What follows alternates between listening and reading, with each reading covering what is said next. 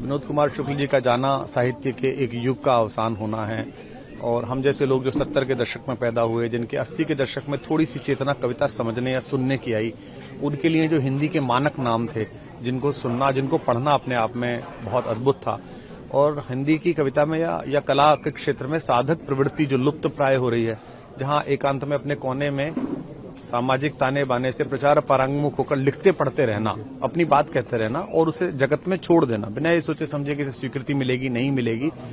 उस प्रक्रिया के आखिरी नामों में विनोद कुमार शुक्ल थे। हमें आशा थी कि वे स्वास्थ्य लाभ कर लेंगे। पीछे प्रधानमंत्री जी ने भी उनका हालचाल पूछा था और मुख्यमंत्री जब गए थे तो मैंने मुख्यमंत्री जी को भी फोन करके पूछा था कि उनका स्वास्थ्य कैसा है, और हमें लगता था कि साहित्य उत्सव जो जनवरी में होगा उसके समय पर उनके दर्शन होंगे, उनसे अध्यक्षता या वे उद्घाटन करेंगे, लेकिन वे अपनी अंतिम यात्रा पर चले गए। हिंदी का एक बहुत बड़ा प्रतीक पुरुष विदा हुआ है। बड़ा हिंदी का नुकसान है, और हिंदी का नहीं, भारतीय भाषाओं का नुकसान है।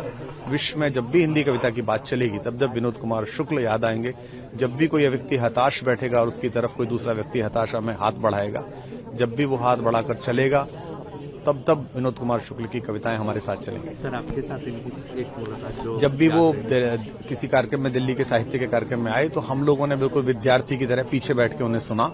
उनको जाना, उनकी कविताओं को हमने हंस के माध्यम से, फाकी के माध्यम से, अन्य ग्रंथ पत्रिकाओं के माध्यम से अनवरत पढ़ा। तो एक स्टार के साथ जो एक प्रशंसक का, फैन का संबंध होता है, मेरा संबंध केवल इतना रहा, कवि के रूप में नहीं। मेरा संबंध रहा कि एक पाठक जो एक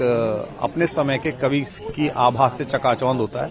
उसकी क्षमता से प्रभावित होता है। तो मेरा ऐसा ही संबंध रहा, इसलिए मेरे लिए तो एक निजी रूप से भी नुकसान का समय है।